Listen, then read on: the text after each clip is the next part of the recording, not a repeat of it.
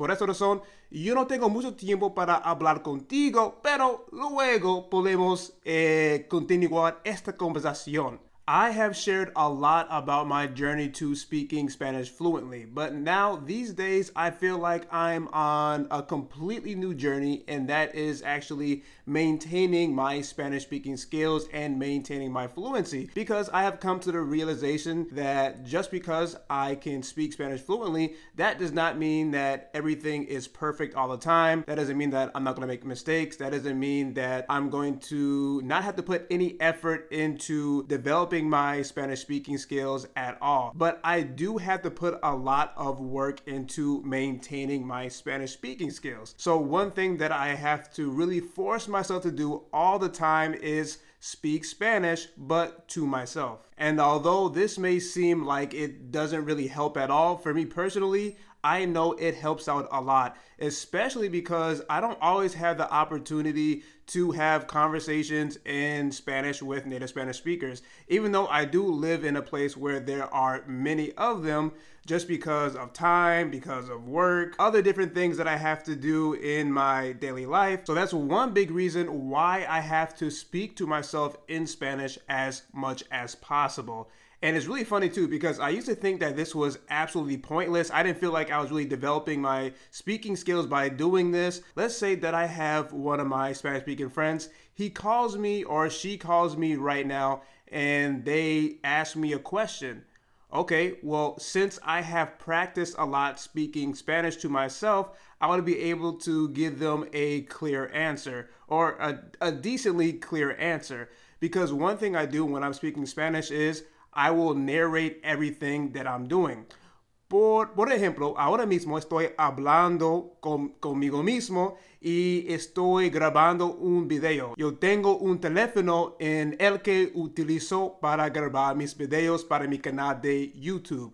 So I was just saying that right now I am recording a video for my YouTube channel. So that is something that I do all the time. I always try to be descriptive as possible as well with what I'm doing. So again, if I have a friend that calls me right now, I can say, okay, ahora mismo estoy grabando un video.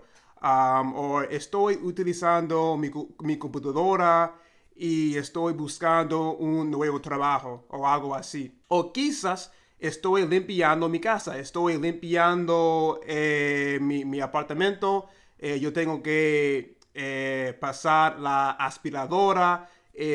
También yo tengo que lavar los platos, yo tengo que bañarme. También es súper sucio dentro de mi apartamento. Por esa razón yo tengo que limpiar por 30 minutos o quizás 40 minutos. Por esa razón yo no tengo mucho tiempo para hablar contigo, pero luego podemos continuar esta conversación. So just like that, this is what I do all the time. And it seems like really funny and it just seems kind of weird to do. But I'm saying it helps me out personally a lot. I know that this is a very effective method to maintain my Spanish speaking skills. And then I don't always just talk about what I'm doing in the present tense, but I will also make sure that I'm talking in the future tense and then also in the past tense. Por ejemplo, acabo de llegar de una cita con mi barbera y ella me puso muy bonito y hizo estos rizos en mi cabello y por esta razón me siento súper bello y lindo y majestuoso y no me costó tanto. Bueno, no me voy a quejar sobre el precio porque valió la pena tener esta cita con mi barbera. So I also talk about what I am doing in the past as well. And then also in the future, like I was just saying. So luego llamaré uno de mis amigos y vamos a platicar sobre nuestros planes para esa noche. Porque hemos pensado en saliendo a bailar. Pero en ese momento no estoy seguro si él va a estar disponible para salir y yo tampoco. No estoy seguro si yo voy a salir porque yo quiero grabar más videos para mi canal de YouTube. Yo deseo hacer ejercicio, jugar un poco de videojuegos, leer libros en español y francés. ¿Y qué más? Yo quiero irme a una taquería para comer rica comida mexicana. Entonces, hay muchas cosas que yo deseo hacer este día. Y aparte de eso, yeah. So, so I go through this process of talking in the past, talking in the present, and talking in the future to myself in Spanish. And this helps to keep everything fresh in my mind as far as vocabulary that I do know, and then also new vocabulary that I'm learning as well.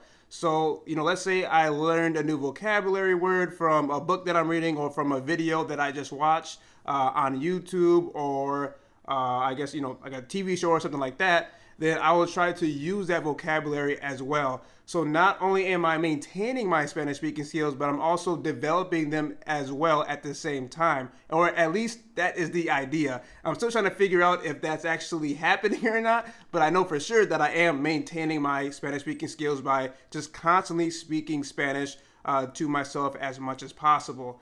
And then, of course, I do try to make sure that I'm speaking Spanish with native Spanish speakers. I think having conversations with Spanish speakers is probably one of the best methods for me to maintain my Spanish speaking fluency. And I know I just said a lot of good things about speaking Spanish to myself, but I would say that is only very beneficial up to a certain point. Because, a big part of learning a language is communication, and I'm not just communicating with myself, but I have to be able to communicate with Spanish speakers in person, over the phone, and things like that. So that's why this is very valuable to me. And also, it's way more challenging, in my opinion, to speak in person in Spanish with a Spanish speaker in comparison to just speaking to myself. Sitting here speaking Spanish to myself or walking down the street and speaking Spanish to myself is a lot less complex in comparison to having an actual conversation with another human being in my second language, in my humble opinion.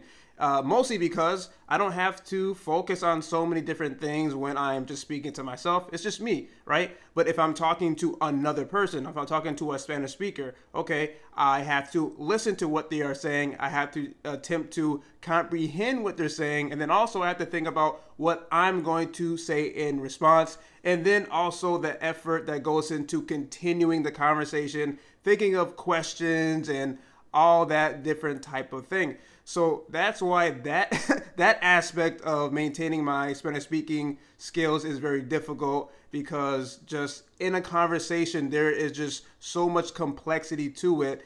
And I need to be able to do that consistently as well and do it as much as possible so I don't lose those communication skills. And to be able to accomplish this goal, I really have to get out of my comfort zone and start to spark up some conversations in Spanish. Because I like to say, if I don't actually attempt to do this, more than likely Spanish conversations aren't just going to start automatically, just out of the blue. If I don't make any attempts to, go up to someone and start speaking to them in Spanish, or, go from English in a conversation with someone to Spanish. So there is a lot of effort that has to come from my end to be able to actually even have a conversation with a Spanish speaker. One good example of this is when I went to the gym about 2 weeks ago, and I saw this man and woman, and they were speaking in Spanish. So I saw the man, he was on the bench press, and he looked like he needed some help. So I just went over to him and I asked him, ¿Necesitas ayuda? And then, he said, sí. And then, we just started a conversation right there when I was helping him. I'm trying to figure out what the word is in English. When I was helping him, with the bench press. So I was just, trying to give him support. So we're just having, a little conversation there, how many reps are you going to do, and, things like that. And then we just continued the conversation. I found out that he was from Venezuela, and I've only met so many Venezuelans in my life. So that was an amazing opportunity. And that would have never happened if I didn't go up to him and try to start up this conversation. So I have a lot of these types of experiences where I really have to push myself and just start speaking Spanish. Like no matter what, no matter how I feel, it just start a conversation in Spanish, or at least attempt to, and try to keep it going. I'm hearing new accents all the time because of these conversations. I'm learning a lot of slang words and phrases from these different Spanish-speaking countries. And then I'm also improving my listening comprehension as well, then also my pronunciation. So there are so many different skills that are a part of me maintaining my Spanish speaking fluency. And oh, I almost forgot, I'm also learning a lot about Hispanic culture. So all these different things combined are helping me to maintain my Spanish speaking fluency a lot. Consuming content in Spanish is also a very big part of my plan, because I know that when I am not consuming a lot of content, I actually forget a lot of words and phrases that I have studied over the years. So that's why I need to increase the amount that I have been consuming in comparison to last year, because last year I wasn't consuming that much content, and for that reason I forgot a lot of stuff. So now I am doing a lot of, I'll say, more reading that I have been doing in the past. So I am reading right now Fundación. And for me, reading really helps to keep all this vocabulary and grammar fresh in my head, because I'm constantly reading, or I'm trying to constantly read every single day. But if not, I'm making sure that I'm reading at least a couple of pages every single week, because now I'm visually seeing these words in Spanish. So I get to see, the accent marks, and then I get to see the sentence structure. And for me, that is incredibly important for making sure that I understand grammar very well in Spanish, but then also how to use a lot of words in context. So that is helping me to reduce the amount of vocabulary that I have been forgetting. And the same thing goes with listening to music in Spanish, or watching a movie in Spanish, or watching a TV show in Spanish. All these different resources help to keep this vocabulary and grammar and sentence structure fresh in my head. Also, I need to make sure that I have the right mentality to accomplish this goal. And for me, what that looks like is doing the opposite of what was preventing me from speaking Spanish fluently in the first place.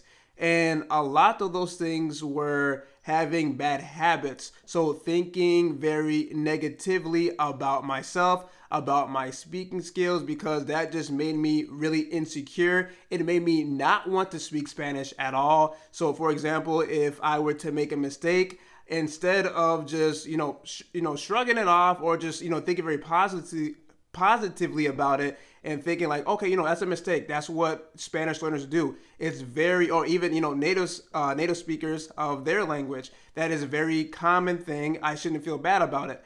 Instead, what I would do, I would really internalize the mistake, and I would say, oh my gosh, I did like the worst thing ever. I used de, the preposition de instead of the preposition a. Or I conjugated a verb this way instead of that way. It takes discipline, practice, and a lot of patience. And even more so now, because I am learning French. So now I have multiple things that I have to balance. I have to balance my French speaking skills, because I want to become fluent. I want to be able to speak French fluently. But that takes a lot of effort and also a lot of time. I am not anywhere near that goal yet, but that's something that I'm working towards. So that also has an effect on my Spanish speaking skills as well. I'm still analyzing that whole thing, how learning French is affecting my Spanish, because there are some very interesting things that I'm finding out. For example, like, pronunciation is starting to mix between French and Spanish,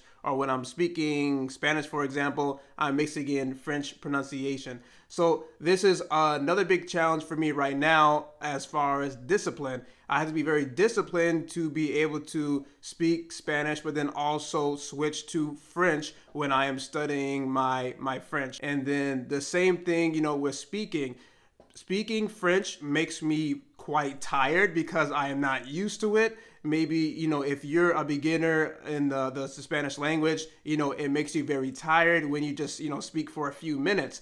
That's exactly how I feel with French. So if I speak just for, a few minutes or, for a minute or whatever, I feel very tired. But I still had to force myself to speak Spanish as well, even though I feel very tired. I will definitely keep you updated with how this journey is going because I feel like my level is just constantly changing from month to month. So this is definitely an interesting and also a very strange experience, but it's also very rewarding as well. I'll see you in the next video. Thank you very much for watching y hasta luego.